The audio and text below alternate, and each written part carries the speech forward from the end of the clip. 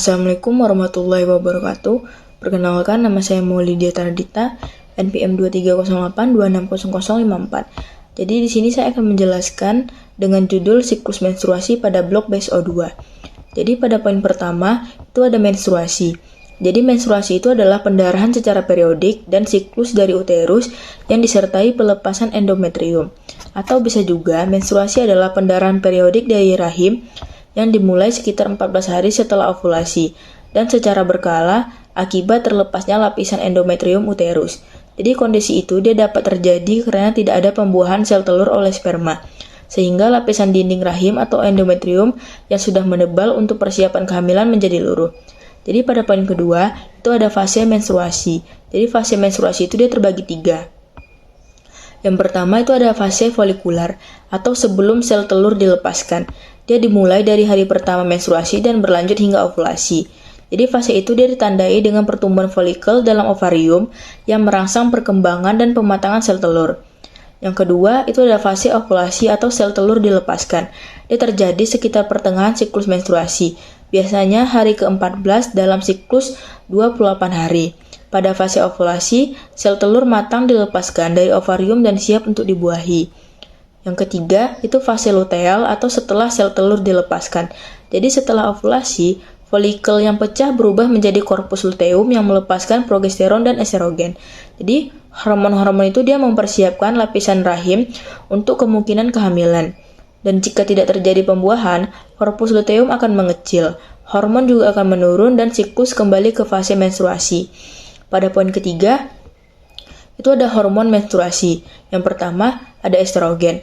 Jadi hormon yang diproduksi pada ovarium itu sangat berperan dalam tubuh, terutama pada ovulasi dalam siklus reproduksi wanita.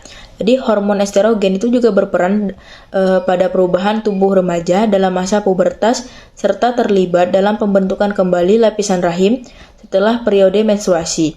Yang kedua, itu juga ada progesteron. Jadi hormon progesteron itu dia juga bekerja sama dengan estrogen karena gunanya adalah untuk menjaga siklus reproduksi dan menjaga kehamilan. Yang ketiga, itu ada GnRH. Jadi itu diproduksi oleh otak. Hormon GnRH ini juga membantu memberikan rangsangan pada tubuh untuk menghasilkan hormon perangsang, folikel, dan hormon pelutein.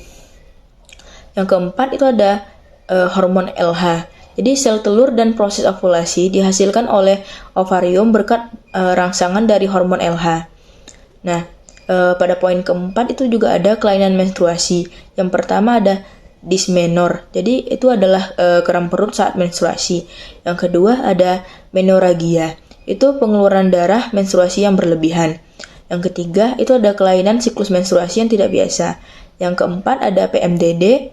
Yang kelima ada menometrorragia, itu pendarahan di luar siklus haid yang tidak biasa. Pada poin kelima itu ada menstruasi normal. Jadi jeda antara menstruasi 21 sampai 35 hari, durasi menstruasi 4 sampai 8 hari dan ganti pembalut 2 sampai 3 per hari. Pada poin keenam itu ada menstruasi tidak normal. Jadi menstruasi itu dia lebih dari 10 hari atau kurang dari 2 hari dan tidak menstruasi selama 3 periode atau lebih berturut-turut. Pada poin ketujuh itu ada faktor yang bikin menstruasi tidak lancar. Itu yang pertama ada menuju menopause, yang kedua ada terlalu stres, yang ketiga merokok, yang keempat ada alat kontrasepsi, yang kelima ada pola makan yang buruk, dan yang keenam kenaikan berat badan. Pada poin ke-8 itu ada gejala menstruasi. Yang pertama itu ada muncul jerawat, kram perut, sembelit atau diare, mood swing, nafsu makan meningkat, dan sakit kepala. Mungkin itu saja yang dapat saya sampaikan. Lebih dan kurang saya mohon maaf. Wassalamualaikum warahmatullahi wabarakatuh.